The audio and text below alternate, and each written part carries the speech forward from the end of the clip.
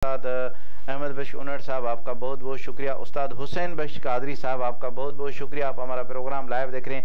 अदा कमरुद्दीन पेचू साहब आप हमारा programme live देख रहे हैं और प्यारे प्यारे के नजरिए आपका बहुत बहुत शुक्रिया। तो इस वक्त हम चल रहे हैं रियाज अहमद हुसैनी साहब के पास और उनसे पूछेंगे कि वो क्या सुना रहे हैं। जी रियाज भाई क्या सुना रहे हो? और नात शरीफ है सिंधी में, सिंधी नात पेश करो। जी बिस्मिल्लाह कीजिए, बिस्मिल्लाह। हाँ ओ तुझे मदीने जी सजण ॾाढी सिक लगिया, तुझे मदीने जी सजण ॾाढी सिक लगिया, तुझे मदीने जी सजण ॾाढी सिक लगिया।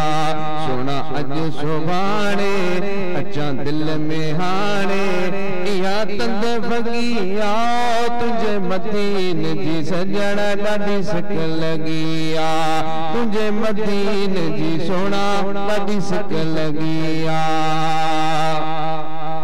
ओ नथी चुप अचे चुप करे छा चवा मां, मौला पर दे मूंखे उधरी पवा मां।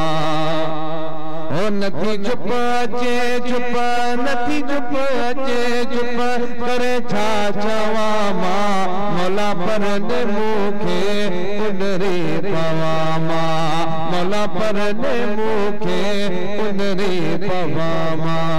रखी रुख नजर में इहाई अंदर में, रखी रुख नजर में इहाई अंदर में, कुण कुण रोगी आओ तुझे मदीने जी सजण ॾाढी सिक लगिया, तुझे मदीने जी सोना ॾाढी सिक लगिया। अलाए छा मुंहिंजे मुक़दर में आहे, अञा ताईं क़िस्मत नथी कम को ठाहे।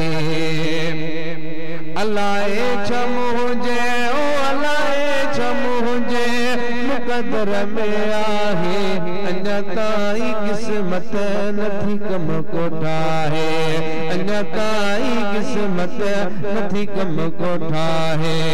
वरियो भाग मुंहिंजी सुने भाग मुंहिंजी, वरियो भाग मुंहिंजी सुने भाग मुंहिंजी। सफ़ा भर भगी आओ तुझे मदीने जी सजण ॾाढी सिक लगिया, तुझे मदीने जी सोना ॾाढी सिक लगिया।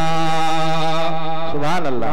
हल हाजी मखणा जे हुक्म चोहे कर, वञी यार जा वण सजीअर जे कर। हल हाजी मखणा ओ हल हाजी मखणा जे हुक्म चोहे कर, वञी यार जा वण सजीअर जे कर।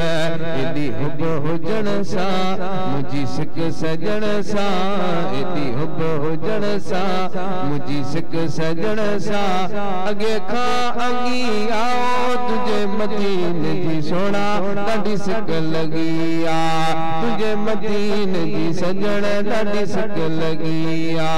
सोना अॼु सुभाणे अचां दिल में हाणे इहा तंद भगी आओ, तुझे मदीने जी सोना ॾाढी सिक लगिया। सुभान अल्लाह, सुभान अल्लाह, क्या बात है, माशाल्लाह। ये थे रियाज अहमद हुसैनी साहब जिन्होंने माशाल्लाह बहुत ही प्यारे अंदाज में मदीने का माशाल्लाह प्यार